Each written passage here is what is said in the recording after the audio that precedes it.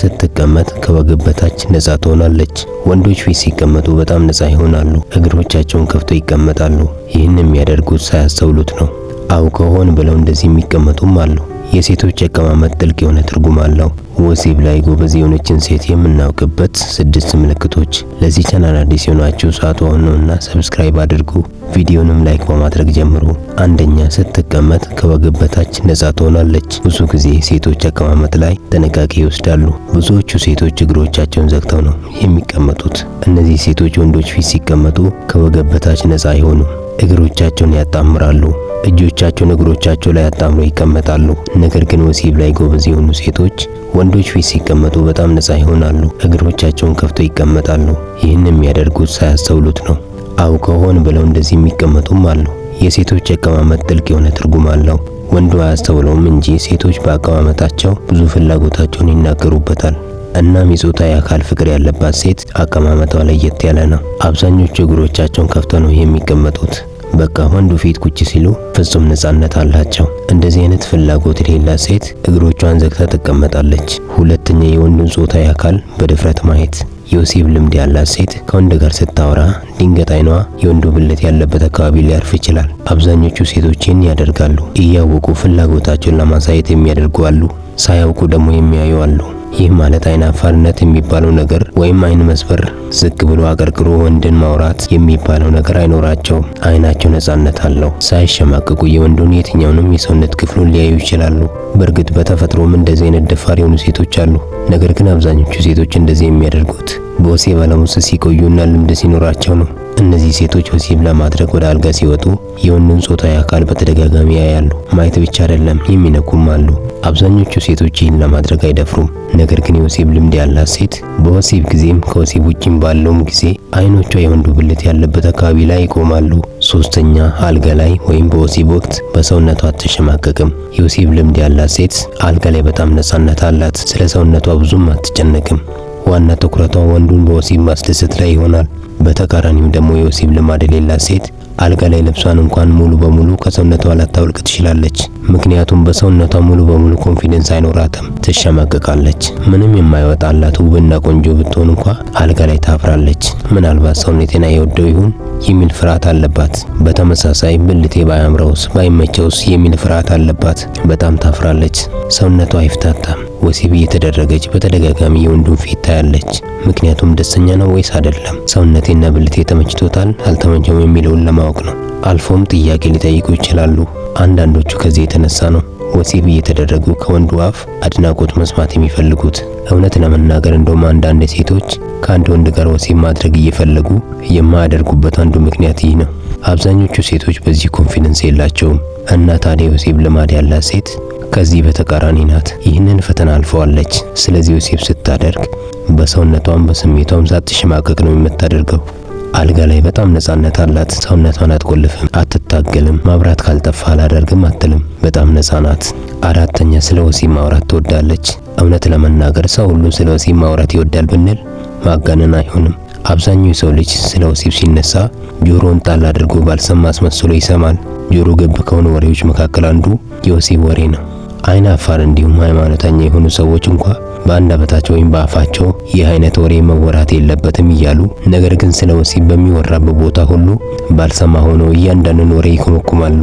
ስለ ወሲብ ሲነሳ አብዛኛው የሰው ልጅ ጆሮ ይቆማል። ሌላው ቀርቶ በሶሻል ሚዲያ እንኳን ከፍተኛ ቪው ወይም እይታ ያለው ስለ ወሲብ ነክ ወሬዎች ናቸው። ይህ ደግሞ ሰዎች ምን ያህል ተደብቀው ስለዚህ ጉዳይ እንደሚሰሙ ነው። አብዛኛው ሰው በአፉ መናገር ይፈራል እንጂ በውስጡ ሁሉም ይፈልገዋል።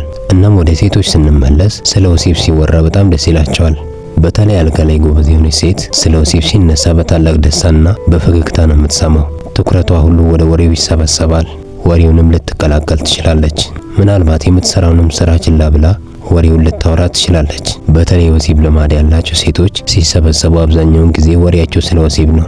ከላይ እንደጠቀስኩት አብዛኛው የሰው ልጅ አውጥቶ ባያሳይም ወይም ባይናገርም ስለ ወሲብ ሲነሳ ደስ ይለዋል። እናንተም ይህንን በጓደኞቻችሁ፣ በአብሮ አደጎቻችሁ እንዲሁም በትምህርት ቤት ጓደኞቻችሁ አስተውላችሁት ይሆናል።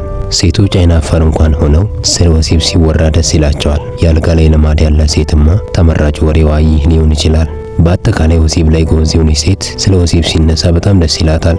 አንገቷን አትሰብርም። አትሽኩረመም፣ እንደውም ወሬ ውስጥ ድርሻ ይኖራታል። አምስተኛ አለባበሷ በብዛት ጾታዊ አካሏን የሚያሳይ ሊሆን ይችላል። ይህ በብዛት የሚከሰት ነው ማለት አይደለም። ነገር ግን አንዳንድ ወሲብ ወዳድ ሴቶች አለባበሳቸው በብዛት የሰውነት ቅርጻቸውን የሚያሳይ ነው። ቤት ውስጥም ሆነ ውጪ ላይ የሚለብሱት ልብስ በብዛት የጾታዊ አካላቸውን ቅርጽ የሚያሳይ ሊሆን ይችላል። በብዛት የጾታዊ አካላቸውን ቅርጽ ሊያሳይ የሚችል ልብስ ይለብሳሉ።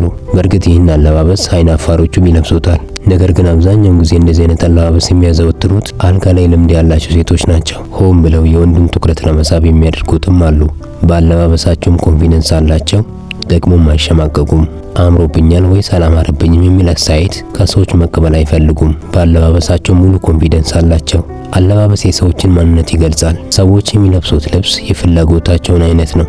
በተለይ ሴቶች አለባበስ ላይ ጠንቃቃ ስለሆኑ ዝም ብለው የሚለብሱት ወይም ሳያስቡት የሚለብሱት ልብስ የለም። እያንዳንዱን አስበውበት ነው።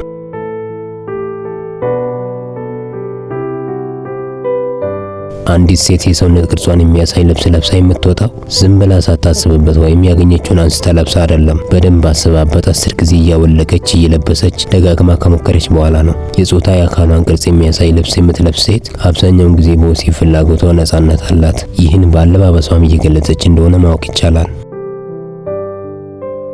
ነገር ግን ይህን አይነት አለባበስ የለበሰች ሴት ሁሉ የዚህ አይነት ፍላጎት ያላት ሴት ናት ማለት አይደለም። አብዛኛውን ጊዜ እንደዚህ አይነት አለባበስ የሚለብሱ ሴቶች የወሲብ ፍቅር ውስጥ መሆናቸውን ማወቅ ይገባናል። ሴት የውስጧን ፍላጎት በሰውነቷ ቋንቋ እንደምታሳየው ሁሉ በአለባበሷም እንደምታሳይ ይወቁ። የሴት አለባበስ የውስጧን ፍላጎት ያሳያል። ስድስተኛ አይኗን ታንከራትታለች። የወሲብ ልምድ ያላት ሴት አይኗ ይንቀዠቀዣል። ይህን ሀሳብ በአንድ ምሳሌ ልንገራችሁ። አንዲት ሴት ካፌ ውስጥ ቁጭ ብላ ቡና እየጠጣች ነው እንበል። በድንገት ሰውነቱ የሚያምር አንድ ወጣት ወደ ካፌው መጣ። እናም ይቺ ሴት ወዲያውኑ አይኗ መላው የወንዱ ሰውነት ላይ ያርፋል። ደጋግማ ታየዋለች።